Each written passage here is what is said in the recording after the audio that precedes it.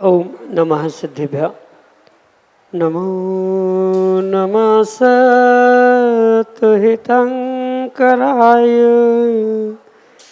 वीराय भव्याम्बुजभास्कराय अनंतलोकाय सुरार्चिताय देवादिदेवाय नमो जिनाय देवादिदेवाय नमो जिनाय। पंच प्रविष्टि भगवान की परम पूज्य आचार्य भगवंत गुरुवर विशुद्ध सागर जी मुनि महाराज की परम पूज्य मुनि श्री सुप्रभ सागर जी महाराज की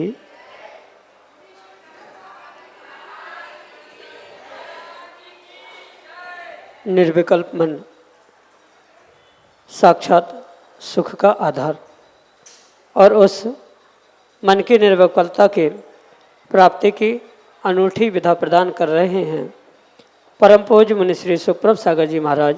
प्रतिदिन विकल्प आपका होता है और उसका सम्यक रूप से समाधान परम पूज्य मुनि श्री आगम के परिप्रेक्ष्य में प्रदान करते हैं और वही सम्यक समाधान हमारे आत्म कल्याण का पथ प्रशस्त कराने वाला होता है।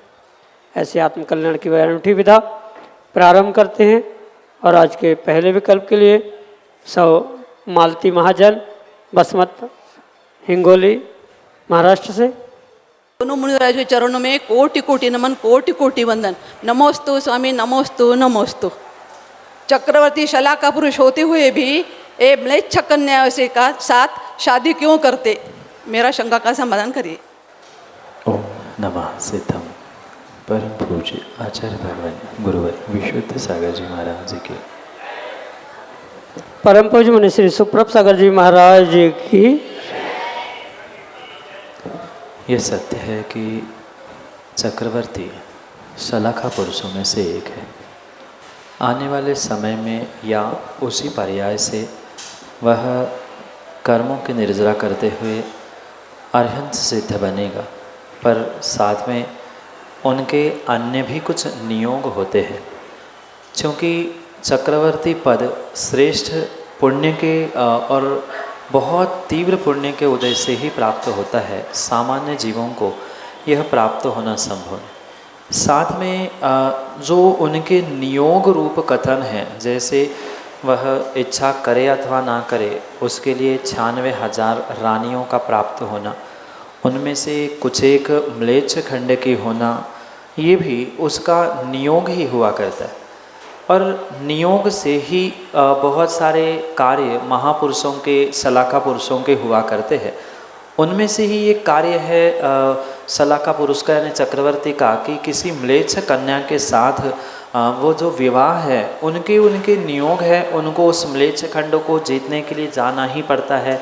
तभी 6 खंड का अधिपतित्व स्वीकार किया जाता है और जीतते हैं तो वहाँ के राजा जो कन्या को भेंट करते हैं उनको पुनः वहाँ स्वीकार करते हुए यहाँ ले आकर, मतलब अपने राज्य अपने नगर में ले आते हुए उनको पुनः धर्म में संस्कारित करते हुए म्लेच्छ से आर्य बनाया जाता है। उसकी प्रक्रिया है। फिर वह उसे म्लेच्छ से गोत्र परिवर्तित करते हुए आर्य बनाते हुए उच्च कुल में लाके फिर उनसे विवाह करते हैं। मात्र नियोग म्लेच्छ खंड से लाने का है, पर यहाँ लाने के बाद उनके उस म्लेच्छ पने को या नीच गोत्र आदि व्यवस्थाओं को बदलकर कुल परिवर्तन, गोत्र परिवर्तन आदि क्रियाओं के माध्यम से फिर उनको आर्य बनाकर उनसे विवाह करते हैं चक्रवर्ती। ऐसा उनका नियोग है। नियोग के अलावा अन्य उसका कोई भी विस्तार विश्लेषण नहीं। यही आपके लिए सम्यक समाधान। दीपिका जैन उज्जैन मध्य प्रदेश से अगले समीचीन में कल्प करें। गुरुदेव के चरणों में नमोस्तु नमोस्तु नमोस्तु। मेरा क्वेश्चन है गुरुदेव कि 2 दिन से जब हम जो माला फेर रहे हैं, हम पूजन कर रहे हैं, उस टाइम पे पड़ोस में डीजे साउंड चालू हो जाता है, उससे हमको बहुत डिस्टर्ब हो रहा था। सभी जने उस पूजन में अच्छे से ध्यान नहीं लगा पा रहे थे, माला भी अच्छे से नहीं फेर पा रहे थे। तो ये कौन से कर्म का उदय है, और ये जो भी उदय हो रहा है ये क्या सभी का उदय के कारण ऐसा हो रहा है? शंका का समाधान कीजिए। नमस्ते। व्यक्ति के जीवन में जो भी कार्य घटित होते वह कहीं न कहीं उसके पुण्य पाप के उदय से ही होते। जैसा कर्माश्रव कर्मबंध जीव ने किया है वैसा ही समय पाकर वह उदय में आता है। और ये भी सत्य है कि जैसे प्रत्येक व्यक्ति का अपना अपना व्यक्तिगत कर्मबंध कर्माश्रव होता है, ऐसे कुछ सामूहिक भी कर्म बंधते हैं जो कि सामूहिक रूप से उदय में आते हैं। ये जो विकल्प आपको और सभी को उत्पन्न हो रहा है ये कहीं ना कहीं वर्तमान या पिछली पर्याय में सामूहिक रूप से किए गए कर्मों का ही फल मिल रहा है। भले ही हम निमित्तों को कहे कि ऐसा हुआ उनके कारण हुआ, पर जब तक उपादान की या स्वयं के कर्म की व्यवस्था वैसी नहीं है, तज्जन्य नहीं है, तो वैसा निमित्त भी प्राप्त नहीं होगा। और ये सामूहिक रूप से ही कर्मबंध किया है, आश्रव किया है, जिसका सामूहिक रूप से फल आपको वर्तमान में मिल रहा है। आवश्यकता नहीं है कि वह बहुत पुराने समय का ही हो, वर्तमान का भी हो सकता है। जैसे आपके आवाज़ से, मतलब यहाँ के पूजन पाठ के आवाज़ से उनको डिस्टर्ब हो रहा हो, तो वही कर्म हमने जो बांधा था वह तुरंत ही 2-4 दिन में उदय में आया, ऐसा भी हो सकता है। ज़रूरी नहीं है कई भवों पूर्व बात हो, कुछ घंटों की हो, मिनटों में भी कर्म उदय में आता है। 48 मिनट में कर्म उदयने की संभावना होती है। तो हो ना हो, अगर तीव्रता से सबने मिलकर अपने शोरगुल के कारण दूसरों को विघ्न किया था, वह विघ्न करने का फल तुरंत हमें अंतराय के रूप में पूजन में, जाप में, पाठ में मिल रहा है। उसमें निमित्तों का दोष नहीं है, हमारी ही कहीं न कहीं कर्माश्रव की जो व्यवस्था थी उससे कर्मबंध जो हुआ वही आज फलीभूत हो रहा है। और सामूहिक रूप से किया था सो सामूहिक रूप से मिल रहा है।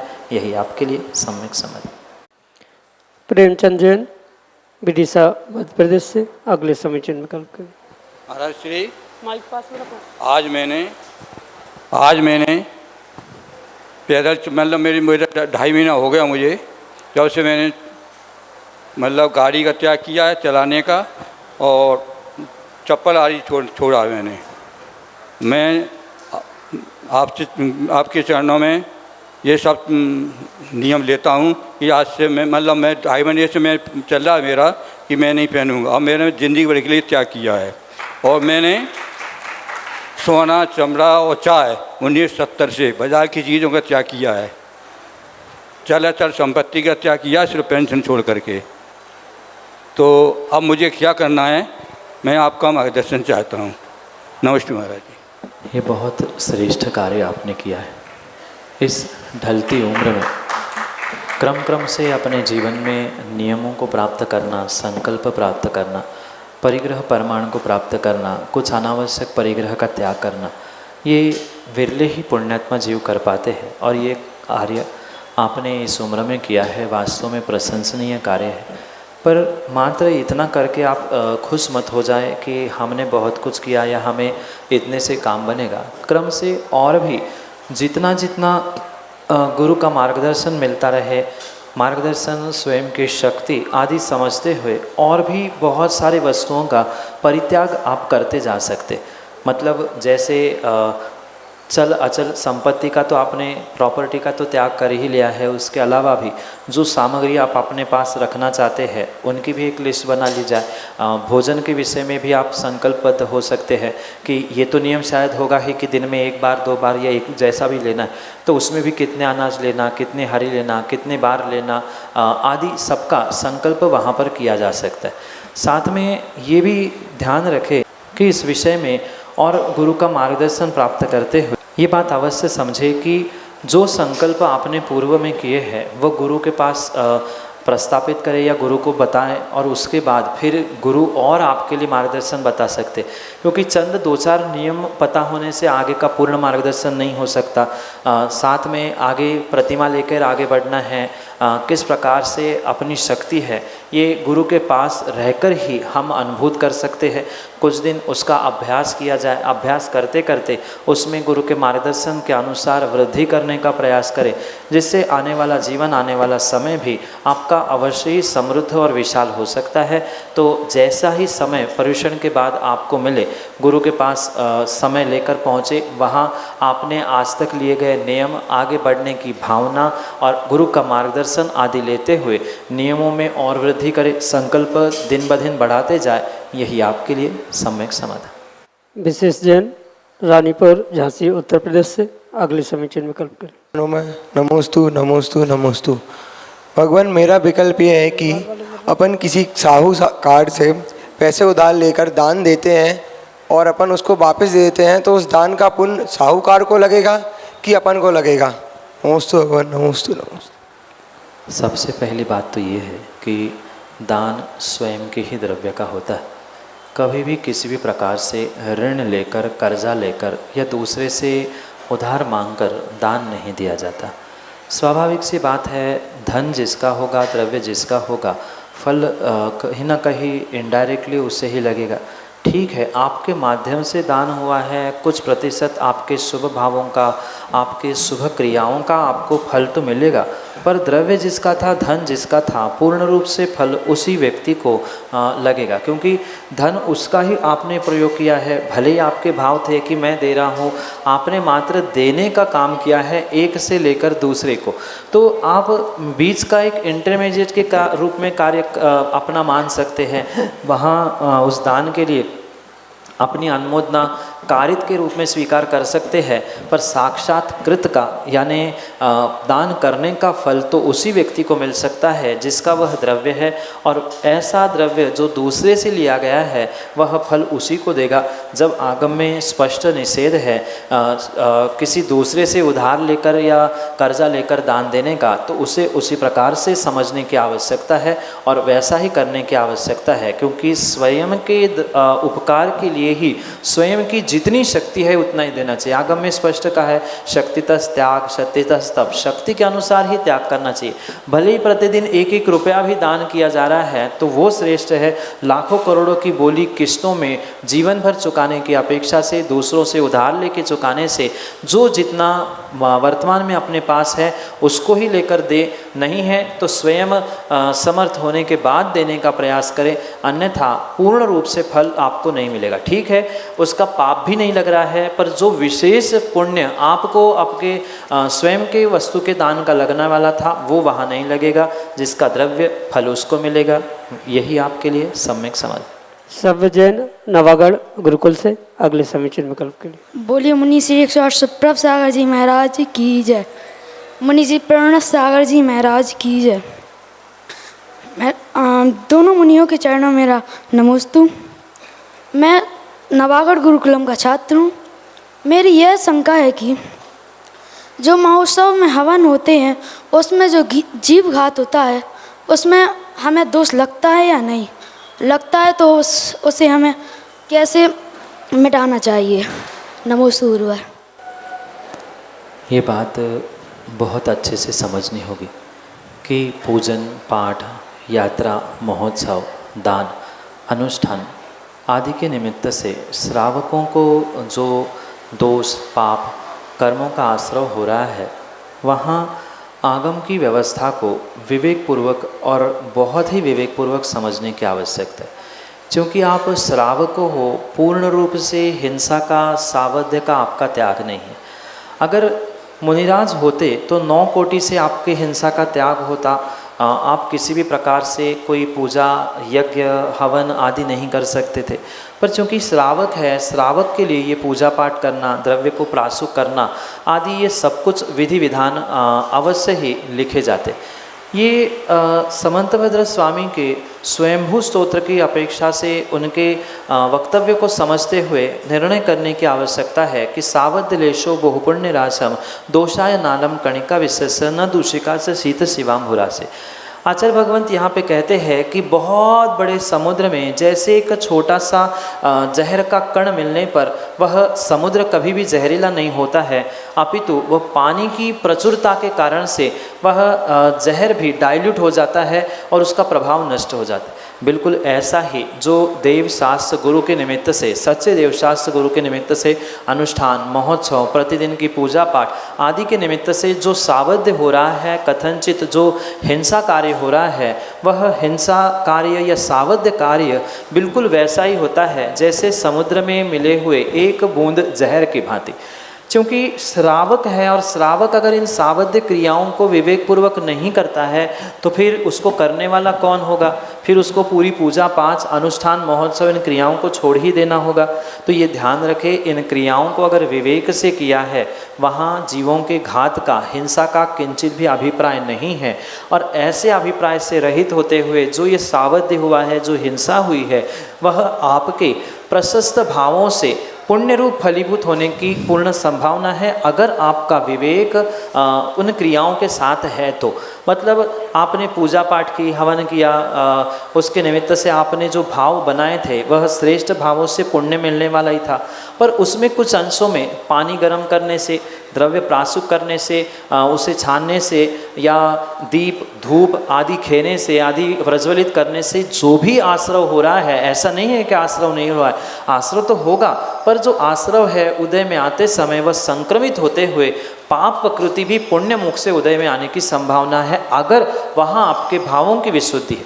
पर वहाँ हवन करते हुए या द्रव्य प्रासुक करते हुए, पानी छानते गर्म करते हुए यही विकल्प हो रहा है, मैं तो हिंसा कर रहा हूँ, मैं तो पाप कर रहा हूँ, तो वह कभी पुण्य रूप मिलने वाला नहीं। इन क्रियाओं को करते समय अगर श्रावक ये सोचता है कि अहो भाग्य मेरे, मैं तीर्थंकर भगवान के अभिषेक के लिए जल का प्रासुकीकरण कर रहा हूँ, द्रव्य धो रहा हूँ, वहाँ विश्व शांति की भावना से इन मंत्रों के द्वारा हवन कर रहा हूँ आदि जितनी भावों की विशुद्धि के साथ इन क्रियाओं को करेंगे उतना ही विशेष फल इन क्रियाओं के साथ मिल सकता है। वहाँ अगर आपका अभिप्राय सही नहीं है, आपकी भावनाएं सही नहीं है, उस क्रियाओं के साथ आपको हमेशा ही हिंसा ही दिख रही है, तो कभी भी आप इन क्रियाओं में आगे नहीं बढ़ सकते। अगर सर्वथा ऐसा है ही तो अष्टद्रव्य में आप कभी भी दीप नहीं चला सकते।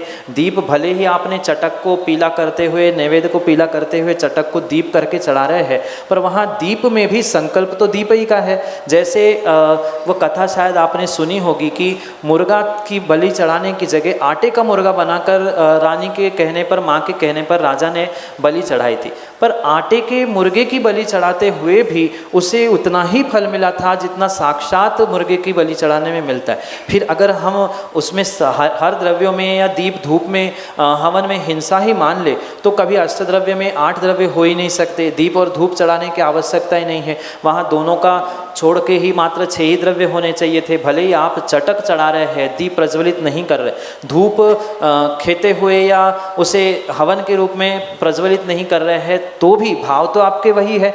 दीप अष्टकर्म दहनाय धूप आदि आदि कहते हुए भले ही सिंबॉलिक रूप से अन्य द्रव्यों का उपचार प्रयोग किया जा रहा है, पर पुण्य पाप फल तो बिल्कुल आपको वैसा का वैसा ही मिलेगा, उसमें कोई भी विकल्प आपको करने की आवश्यकता नहीं है। इसलिए आपके संकल्प, आपके अभिप्राय से आपको पुण्य पाप लगने वाला है। आप अच्छे भावों के साथ ये संकल्प करें, मैं श्रेष्ठ कार्य कर रहा हूँ कर्मों के निर्जरा के लिए, तो ये थोड़ा सा सावध्य, थोड़ा सा पाप पुण्य कर्म में, पुण्य प्रकृति में संक्रमित होकर फलीभूत होगा। यही आपके लिए सम्यक समाधान। सुमन जैन, उज्जैन, मध्य प्रदेश से अगले समीचीन विकल्प के लिए। महाराज को नमस्तु नमस्तु नमस्तु।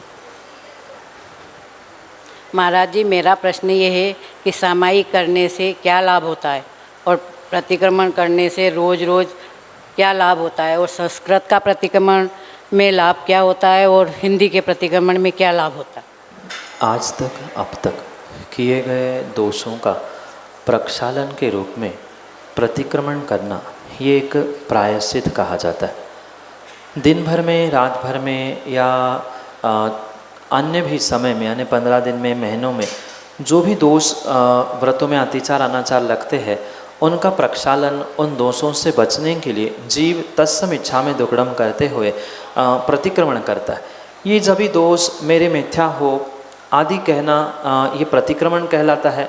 साथ में जो पश्चाताप के भावों के साथ, आत्मग्लानि के साथ उन शब्दों को, जो शब्दों में लिखा गया प्रतिक्रमण है, चाहे हिंदी का हो, संस्कृत का हो, प्राकृत का हो, वहाँ भावों के साथ अगर उसको किया जा रहा है तो वह प्रतिक्रमण कर्मों की निर्जरा के लिए दोषों के प्रक्षालन के लिए निमित्तभूत हो सकता है।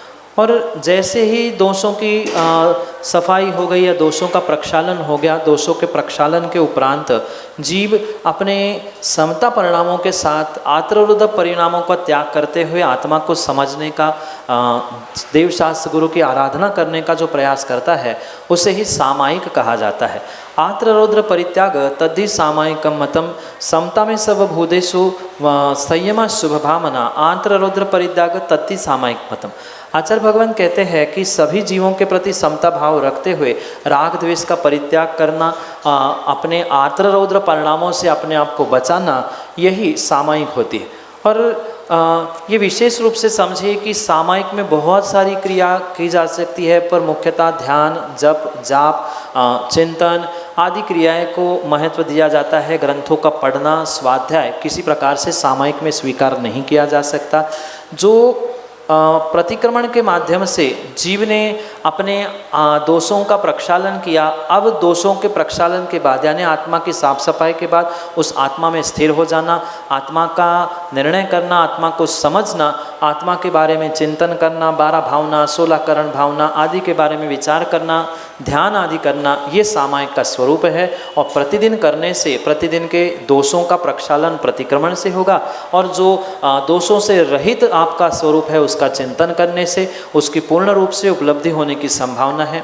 यही आपके लिए सम्यक समाधान। राजेंद्र सराफ, अमरावती, महाराष्ट्र से अगले समीचीन विकल्प। दोन्ही महाराजांना नमस्कार. नमस्ते मागले नमस्ते.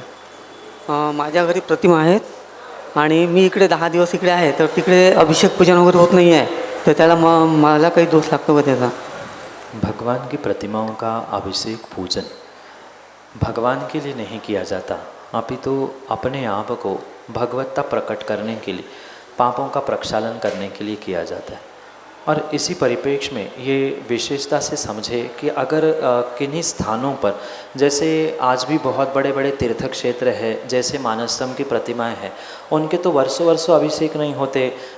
कई सारी ऐसी प्रतिमाएं भी हैं जो सालों साल उनके पट नहीं खुलते, अभिषेक नहीं होता, पूजा नहीं होता, तो उनके कारण से किसी भी प्रकार से उन प्रतिमाओं की भगवत्ता नष्ट होने वाली नहीं है। जैसे आप यहाँ पहुँचे हैं और आपके गृह चैत्यालय में जो जिन प्रतिमा विराजमान हैं, माना कि उनका अभिषेक पूजन नहीं हो पा रहा है, कोई नहीं पहुंच रहा हो, तो उसमें कोई आपको ये पाप नहीं लग रहा है कि भगवान अकेले है, ये बिना नहाए रह रहे हैं। वो कोई इंसान श्रावक तो है नहीं कि वह बासे रह रहे हैं या उन्हें नहलाया नहीं है। ये परमात्मा की प्रतिमा, उनका प्रक्षालन, उनका अभिषेक, ये मात्र श्रावकों को अपने पाप प्रक्षालन के लिए ही करने की आवश्यकता होने से ये कंपलसरी नहीं है कि किसी अपरिहार्य कारणों से प्रतिमाओं का प्रक्षालन नहीं हुआ, अभिषेक नहीं हुआ, पूजन अर्घ्य नहीं चढ़ाया गया, तो कोई उसमें पाप लगने वाला नहीं है। हाँ, पर जानकर घर में है, पहुंचने की संभावना है और फिर भी आप अभिषेक प्रक्षालन नहीं कर रहे हो तो उसमें अवश्य दोष है। पर कुछ अपरिहार्य कारणों से, असंभव कारणों से कोई नहीं पहुंच पा रहा है, कोई नहीं कर पा रहा है, तो उसमें कोई पाप नहीं है। यही आपके लिए सम्यक समाधान। श्रीमती मंजू प्रवीण जैन, उज्जैन, मध्य प्रदेश से अगले समीचीन विकल्प। मुनिवरों के चरणों में मेरा मन वचन काय से मुनिवरों के चरणों में मेरा मन वचन काय से अक्षय अनंतवार नमोस्तु नमोस्तु नमोस्तु।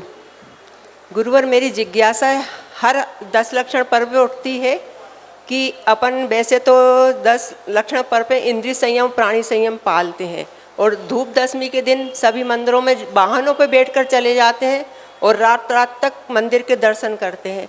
और फिर क्या उसमें अपन को पुण्य बंद हो रहा है कि पाप बंद हो रहा है? मेरी जिज्ञासा का उचित समाधान करें। नमोस्तु गुरुवर।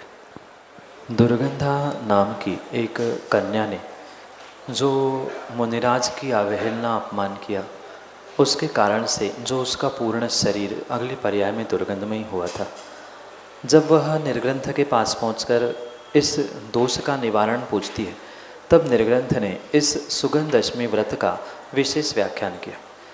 वहाँ व्रत की संकल्पना, व्रत की विधि उन व्रतों के पुस्तकों में लिखी ज़रूर है। धूप चढ़ाने की व्यवस्था दुर्गंधों को मिटाने के लिए उपचार रूप से अवश्य कही है, पर ये कहीं आगम ग्रंथ में प्रमाणों से प्राप्त नहीं होता कि प्रत्येक मंदिर में जाकर धूप चढ़ानी चाहिए या किसी विशिष्ट प्रकार से ही उनको करना चाहिए। हाँ, व्रत है, उपवास, उसकी विधि, उसकी माला, उसकी पूजा, ये अवश्य है, पर ये परंपरा वर्तमान की है कि प्रत्येक मंदिर में दर्शन करने के लिए जाना और सुगंध दशमी है तो सुगंध के लिए धूप चढ़ाना, ये परंपरा बनी है, ऐसा कोई आगम प्रमाण नहीं है।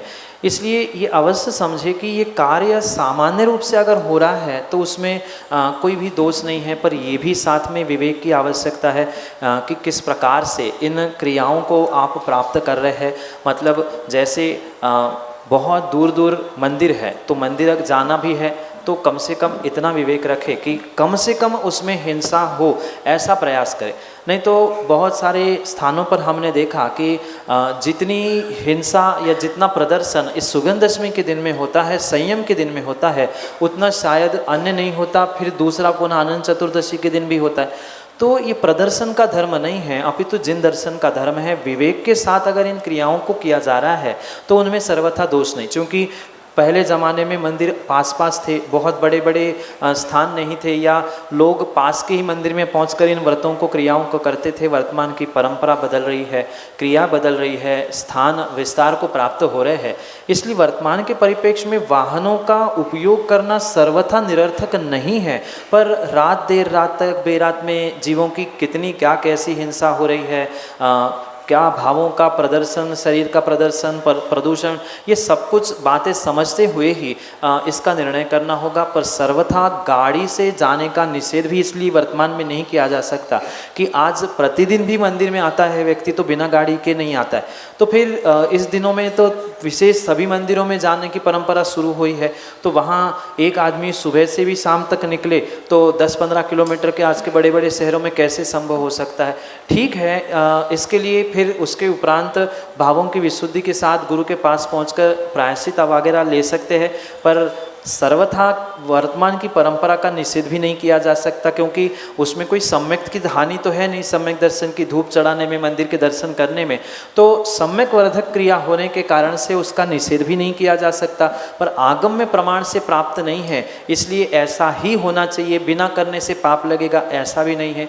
ये तो व्यक्ति का विवेक, उसकी क्रिया, ये सब कुछ उस पर निर्भर करता है। विवेक से अगर वह क्रिया, गाड़ी का, वाहन का प्रयोग करता है, क्योंकि श्रावक है, उसका तो परित्याग है नहीं। अगर माना कि किसी का 10 दिन का वाहन का त्याग है तो वो नहीं जा सकता है।